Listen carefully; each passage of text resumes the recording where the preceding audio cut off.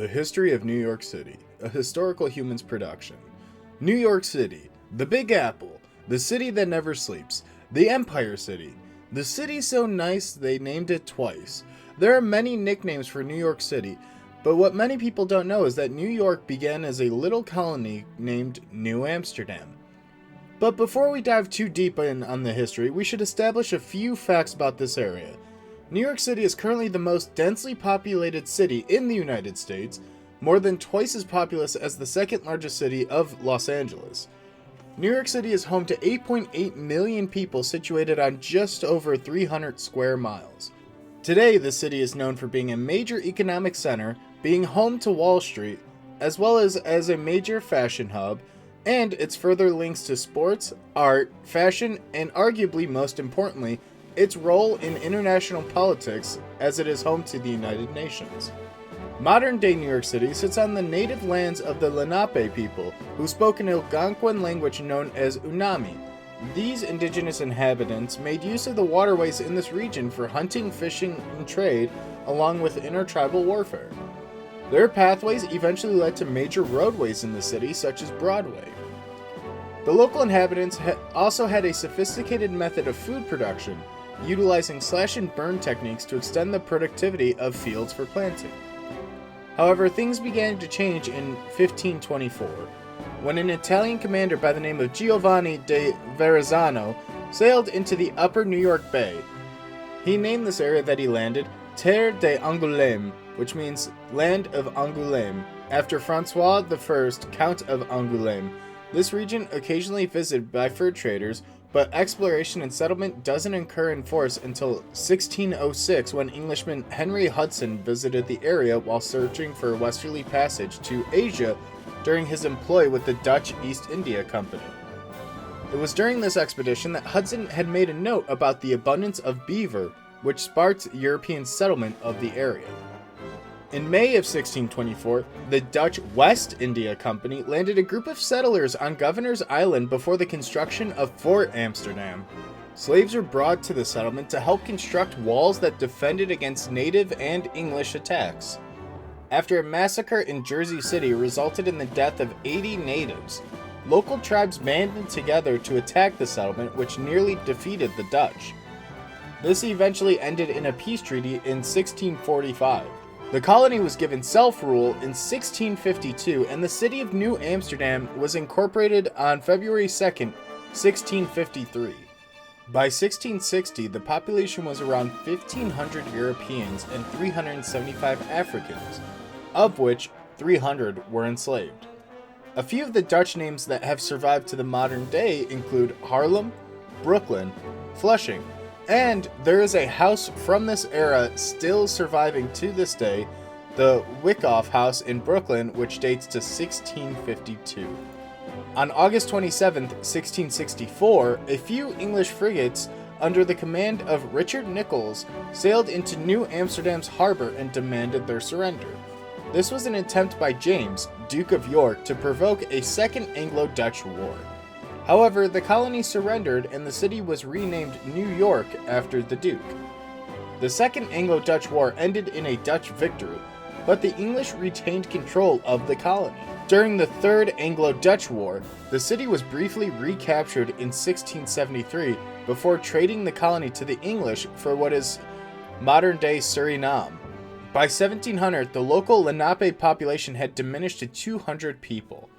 In 1703, some 42% of households held slaves, some as servants and laborers, but many were in skilled trades.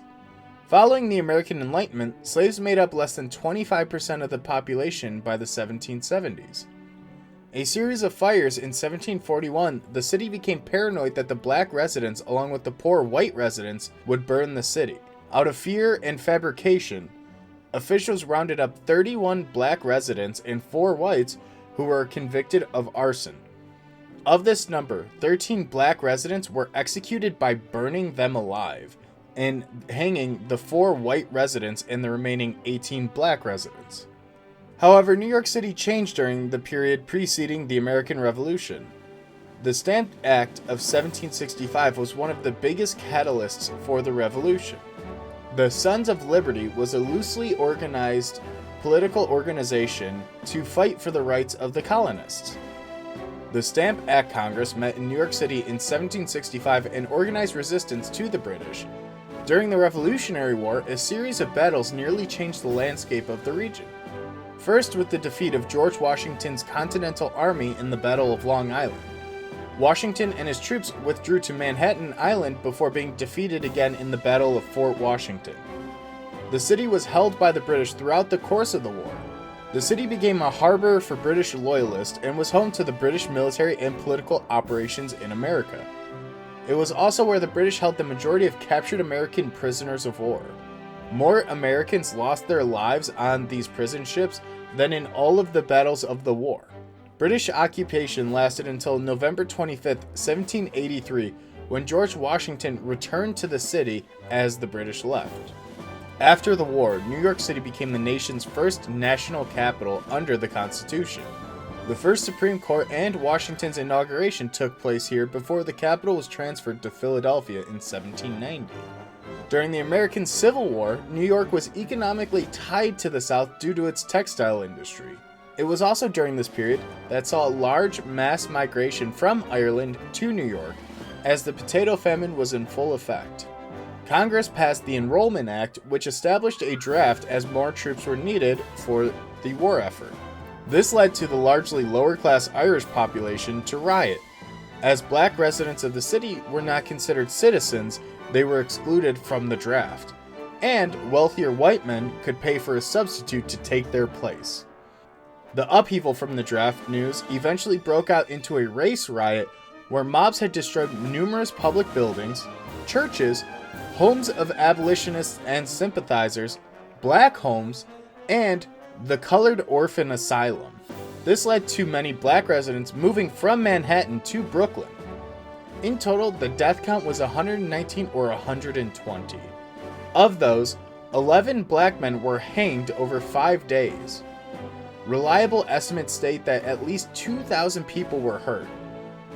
4,000 federal troops were moved from the Gettysburg Campaign to suppress these riots.